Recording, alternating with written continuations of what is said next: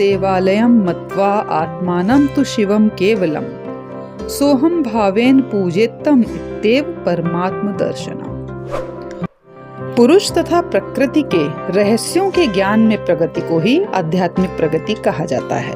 भगवान श्री कृष्ण ने प्रकृति को क्षेत्र तथा पुरुष को क्षेत्रज्ञ कहा है। देवात्म शक्ति माया ने सृष्टि की उत्पत्ति के लिए माया के आवरण में क्षेत्रज्ञ तथा क्षेत्र का संयोग किया है।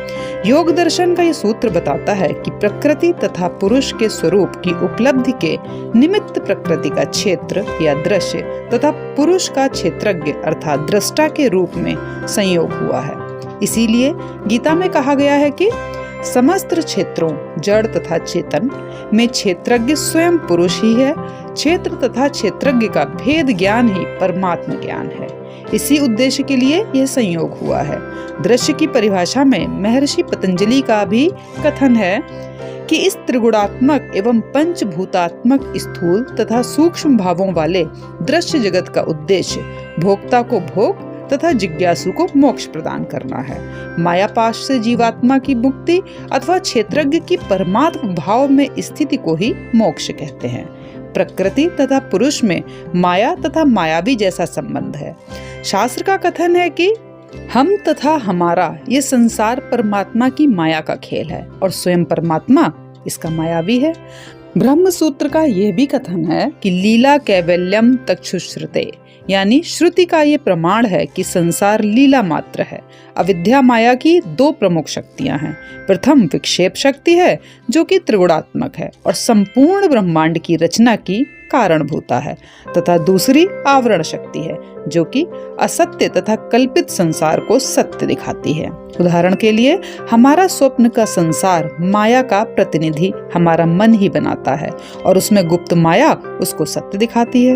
वेदवाणी का प्रमाण है कि जैसे माया के द्वारा हमारा मन स्वप्न संसार की रचना कर उसे सत्य भाषित करता है, वैसे ही माया के द्वारा हमारा मन ही संसार का स्फुरण तथा सत्य ज्ञान का आभास कराता है। क्योंकि जब अचेतावस्था में मन प्राण में लीन हो जाता है तब संसार भी भाषित नहीं होता। संसार की उत्पत्ति का माया द्वारा निर्धारित एक गुणों का क्रम परिणाम है।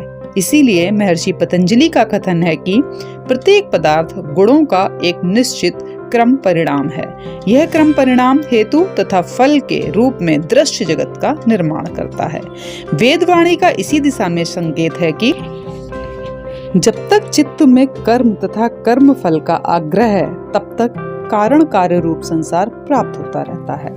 जब चित्त से कर्म तथा कर्म फल के आग्रह का राग द्वेष समाप्त हो जाता है तब संसार के जन्म मरण से मुक्ति मिल जाती है। जब तक गुण प्रेरित कर्मों का मायिक बंधन है तथा माया जनित अनंत भाव चित्त में अविद्या का आवरण रचते रहते हैं तब तक जीव भाव की भ्रांति बनी रहती है। परमात्म साक्षात्कार के बाद जब उनका अभाव हो जाता है तब विशुद्ध चित्त में जीव भाव की भ्रांति नष्ट हो जाती है और केवल कूटस्थ तथा निर्गुणात्मक परमात्म भाव से चित्त प्रकाशित हो जाता है। अविद्या के आवरण में सभी जीव अनादिकाल से क्षेत्रज्ञ बनकर शरीरधारी बन गए हैं और प्राकृतिक शक्तियों के साथ संयुक्त होकर बुद्धि संवेदना के कारण सुख दुखादि के भावों में लिप्त हैं।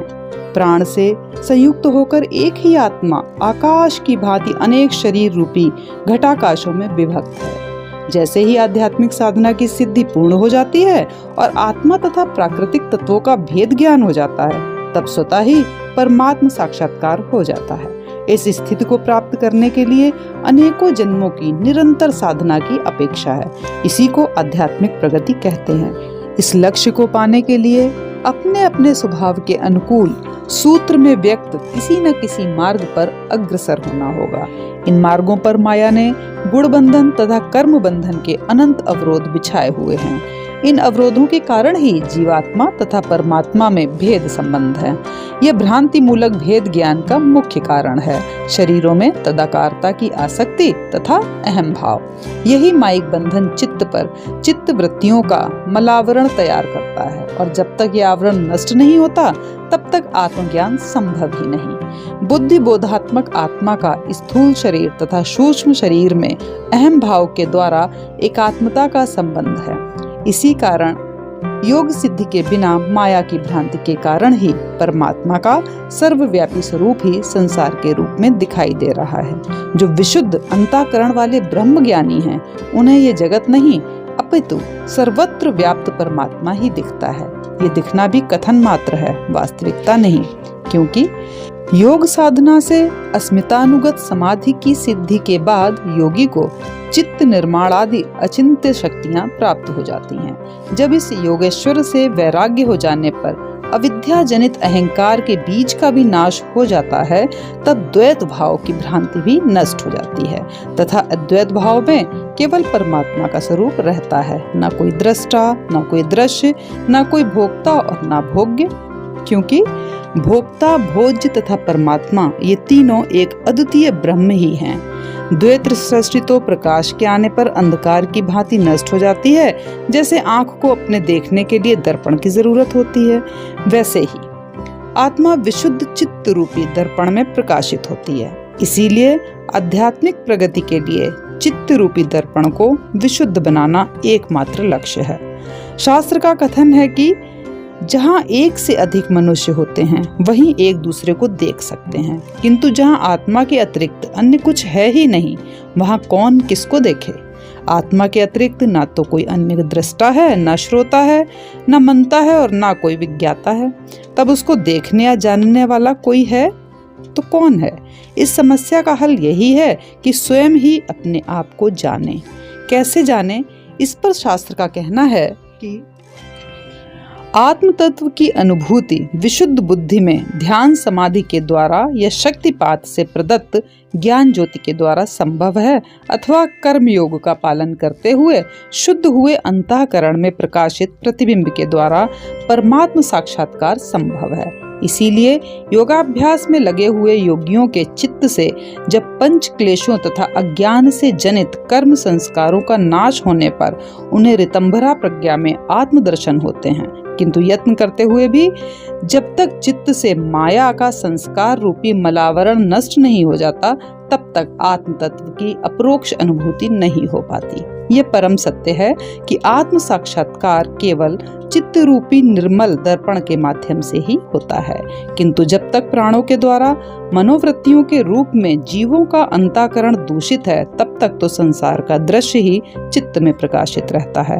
इसीलिए अंतःकरण को शुद्ध करने के लिए निरंतर अनेक मनुष्य योनियों में ब्रह्मचार्य के धर्मों का पालन करते हुए, वेदांत विज्ञान के अर्थों को सुनिश्चित करते हुए आध्यात्मिक ज्ञान की साधना आवश्यक है। तभी निर्विकल्प मन में शुद्ध तथा ज्योति स्वरूप आत्मा का अनुभव होता है और समाहित बुद्धि आत्म तत्व का अनुभव करती है। यह तो स्पष्ट है कि आध्यात्मिक प्रगति के लिए चित्त को निर्मल करना परम आवश्यक है। इस लक्ष्य की प्राप्ति के लिए कौन से उपाय हैं? किसी भी कार्य का नाश सदैव उसके कारण में गुप्त रहता है। चित्त पर जो मलावरण रूपी कार्य हुआ, उसके मुख्य कारण कर्माशय तथा पंच क्लेशों के वासना संस्कार हैं। यही चित्त वृत्तियों के रूप में आवरण को जन्म देती है। इसके नाश का उपाय है योग साधना तथा वैराग्य की भावना से इनका नाश होता है। योग साधना से तात्पर्य है अष्टांग योग, भक्ति योग, ज्ञान योग का निरंतर सत्कार पूर्वक अभ्यास। वैराग्य से तात्पर्य है कि साधना के परिणाम स्वरूप अनुभूतियों तथा विवेक के आधार पर चित्त में सांसारिक भोगों की प्रति उपरामता। इस अभ्यास तथा वैराग्य के द्वारा चित्त में परिवर्तन होता जाता है। इसका भगवान श्री कृष्ण ने स्वयं वर्णन किया है कि हमारा ये चित्त अनादिकाल से माया के आवरण में है और इसमें असंख्य वासनाओं के संस्कार संचित हैं। तथापि नवीन कर्म संस्कारों को ग्रहण करने की इसकी असीमित क्षमता है। इसलिए जन्म जन्मांतर में योग साधना करते करते जब ये सांसारिक आकर्षण से विरक्त हो जाता है, तभी अपने निर्मल तथा विशुद्ध रूप में इसमें सर्वव्यापी आत्म तत्व प्रकाशित होता है। जैसे पारदर्शी शीशे में सूर्य का प्रतिबिंब सूर्य की भांति प्रकाशवान दिखता है, वैसे ही विशुद्ध बुद्धि में आनंद स्वरूप परमात्मा का आत्यंतिक सुख अनुभूति में आता है, जो कि इंद्रियों का विषय नहीं है। इस सुख की अनुभूति के पश्चात चित्त उसी में रमण करता रहता है। इस अक्षय सुख की अनुभूति के बाद पुनः संसार के क्षणिक सुख तुच्छ हो जाते हैं। श्रुति का प्रमाण है कि परमात्मा का स्वरूप आनंद का समुद्र है। उसके आनंद स्वरूप में स्थित सभी प्राणी उसकी एक बूंद में जीवित रहते हैं। अतः विवेक पूर्वक धीरे धीरे धैर्य के साथ मन को संसार के क्षणिक सुखों से निरासक्त कर चित्त को आत्म तत्व में ध्यानस्थ कर अन्य किसी भी विषय को चित्त में चिंतन ना करें। जब चित्त बाह्य चिंतन त्याग कर अपने आत्म स्वरूप में रमण करने लगेगा, तब स्वतः ही अक्षय सुख की अनुभूति होगी। धीरे धीरे रजोगुण तथा तमोगुण दोनों शांत हो जाएंगे तथा शुद्ध सतोगुण की वृद्धि होती जाएगी। शुद्ध सतोगुण में परमात्मा का स्वरूप प्रकाशित होने लगता है। इस तरह निरंतर अभ्यास करते रहने से जब योगी के चित्त से रजोगुण तथा तमोगुण के विकारों का मल धुलने लगता है और आध्यात्मिक संस्कार चित्त में प्रकाशित हो जाते हैं, तब परमात्मा के दिव्य सच्चिदानंद स्वरूप की स्वतः अनुभूति होने लगती है। तो दोस्तों, मिलेंगे आपको अगले वीडियो में दूसरे चैप्टर के साथ। तब तक के लिए जय हिंद, हर हर शंभू।